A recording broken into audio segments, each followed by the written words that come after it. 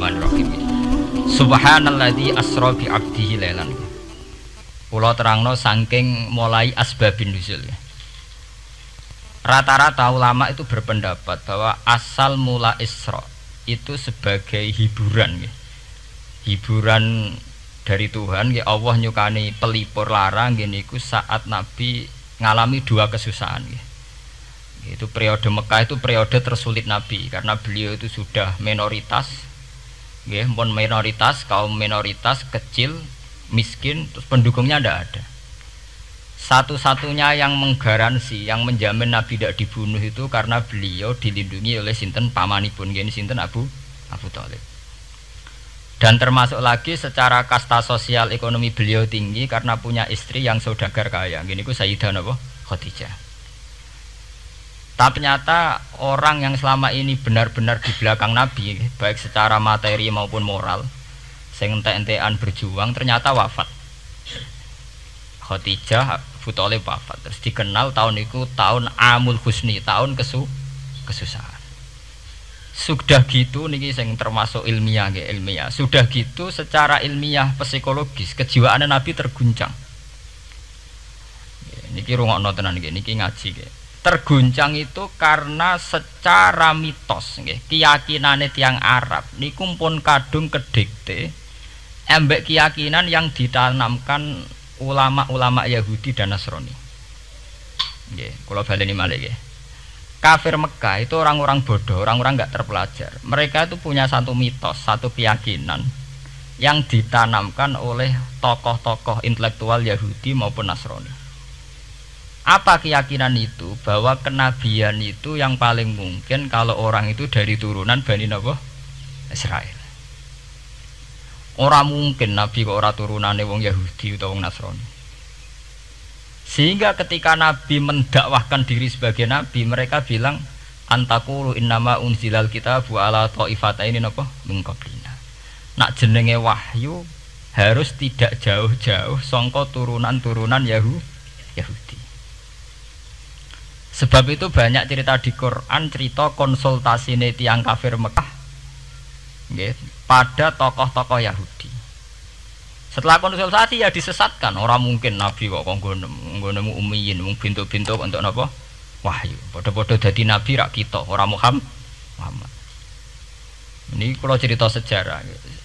Sehingga saat Nabi ngaku Nabi, niku kayak sudah jadi mitos. Nabi itu tidak boleh jauh-jauh dari Palestina. Karena Nabi Ibrahim orang Palestina, Nabi Isa orang Palestina, Yahya Zakaria juga orang Palestina, Nabi Musa juga orang Palestina. Semuanya itu tidak jauh-jauh dari komunitas Baitul Aqsa. Ini ku masjid Baitul Maqdis atau Baitul Muqaddas. Lah itu wong kafir pinter, saking kepengen nyudutno Nabi Muhammad itu sampai Nabi mesti ning Palestina, ya mesti roh cerita-ceritane Nabi ning Palestina. Lah kowe apa tau roh Palestina? Setelah kau detail-detail, nak kau pancen roh itu pintu masjid ning Palestina Baitul Aqsa jumlahnya piro, terus madepnya ning diwa itu.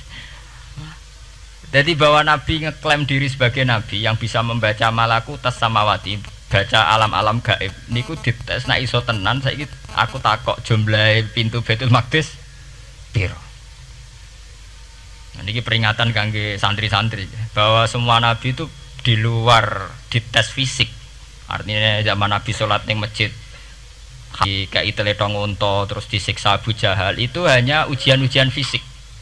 Tapi di luar itu sebetulnya Nabi juga mengalami ujian-ujian intelektual. Ya kayak cerita-cerita di hadis Sahih, Nabi itu sering didatangi orang Yahudi ditanya, "Mat, saya punya 5 pertanyaan. Yang tahu itu hanya Nabi. Kalau kamu bisa jawab ya Nabi, kalau tidak ya tidak Nabi." Termasuk takokane, apa pertama yang dimakan ahli jannah saat masuk surga? Kok aneh-aneh. Terus kenapa anak itu kok kadang mirip bapaknya, mirip ibunya? So, kok aneh-aneh. Dan itu berlanjut terus sampai Nabi di periode Madinah. Nah sebab itu Nabi itu secara intelektual itu diasah Tuhan lewat proses Isra, di mana Nabi saat itu secara fasih bisa menjawab jumlah pintu Masjid Aqsa sekian, perilaku Nabi Musa begini, wajahnya Nabi Musa begini, wajahnya Nabi Ibrahim begini. Sampai di hati-hati Sahih Nabi bisa menjelaskan detail. Nabi Musa itu rambutnya kayak ini, wajahnya kayak ini, ada mutiwal. Itu detail sekali Nabi. Sebab itu di sini diterangkan oleh Imam Suyuti, peristiwa Isra adalah peristiwa di mana Nabi berjumpa para sinten Nabi. Itu asal usulnya kenapa? Karena sudah kayak menjadi mitos, Nabi itu tidak boleh jauh-jauh dari tradisi Yahudi, tradisi Palestina. Paham ben sampean roh asal usulnya. Tapi kemudian asal usul itu sebetulnya hanya sementara, hanya permainan politik. Sampai bener sejarah, permainan politik, manipulasi politik. Sebetulnya Nabi itu ya tidak jauh-jauh dari beliau adalah keturunan Israel. Israel itu bukan menunjuk sebuah negara loh, sampai pun salah paham. Israel dalam bahasa Quran itu menunjuk auladi Yakub.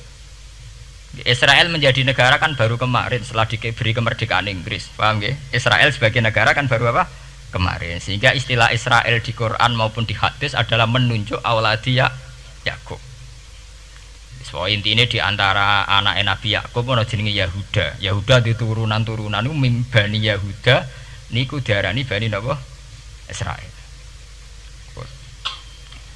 Ternyata setelah dirunut Nabi Muhammad itu tidak beda jauh dengan keluarga Israel. Karena Nabi adalah turunannya Nabi sinten? Ibrahim. Okay. Nabi Ibrahim niku gada putra kalih sing gada turunan gini ku Ishak kalian Ismail. Ismail kalian Nabi Ibrahim disalap teng Mekah. Gini ku sing disebut Quran inni askantu min dzurriyyati biwatin ghairi dzi sar'in inda baitikal muharram. Terus saking Nabi Ismail nurun-nurun ngantos Sayyid Adnan. Ya, mulane nak teng berjanji disebut wa adnanu bila bin intadzabil ulumin nasabiyah ila dzabihi Ismail nisbatuhu wa muntama. Secara teori ilmu nasab Sayyid Adnan jelas-jelas wa adnanu bila bin intadzabil ulumin nasabiyah ila dzabihi Ismail nisbatuhu wa muntama. Tapi yang menjadi masalah yaitu tadi saya sudah bilang seakan-akan Nabi Muhammad itu orang yang benar-benar berbeda dari dinasti itu, dari keturunan itu.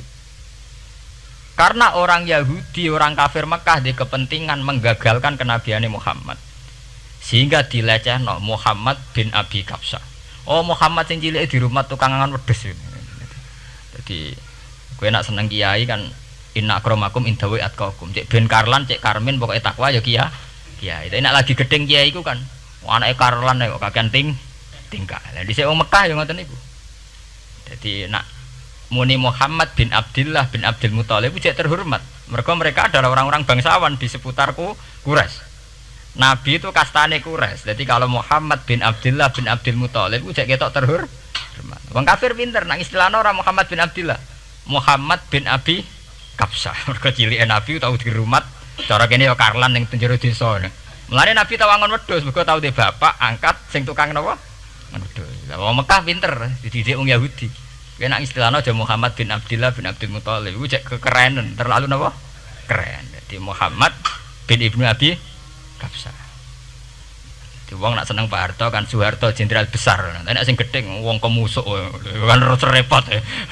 Terus nyebut desa asli ini asal sulit. Nek seneng bupati ya jadi bupati. Orang nomor 1 di Bojonegoro. Nek gedeng golekno asal usule. Sing ngoten mun sunatullah mulai riyen sampai kiamat ya. Sunatullah lihat ikut kelas napa? Mengkobel. Walanta jadi sunnatil lain napa? Tabdila. Ya akan begitu.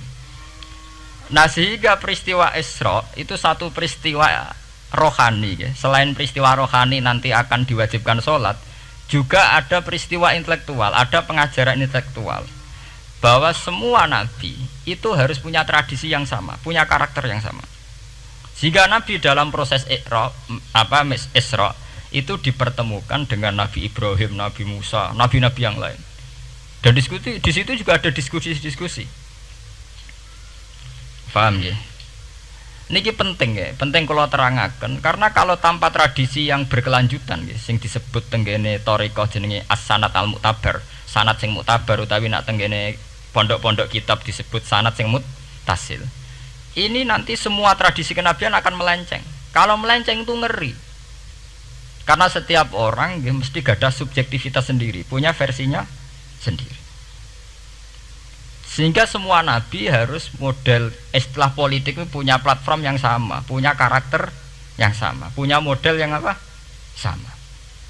Nah, sebab itu secara intelektual Nabi Muhammad itu dikenalkan oleh karakter para nabi-nabi dulu. Nggak detail. Satu Quran 30 juz. Andai kan sampai hafal Quran. Sampai ngurunut sejarahnya coba. Kita ini kan kadung dibentuk. Artinya kita ini ya alhamdulillah sudah kadung kebentuk, tahu sejarah para nabi. Tapi asal usulnya kita tahu lewat kitab yang namanya Al-Qur'an. Supaya apa? Nabi Muhammad itu dibimbing bahwa Quran atau ajaran beliau benar-benar musaddiqal lima baina yadeh, benar-benar selaras dengan ajaran sebelumnya. Mulai ajaran yang bersifat samawi sampai hal-hal yang basariyah, yang menyangkut tabiah apa? Basariyah.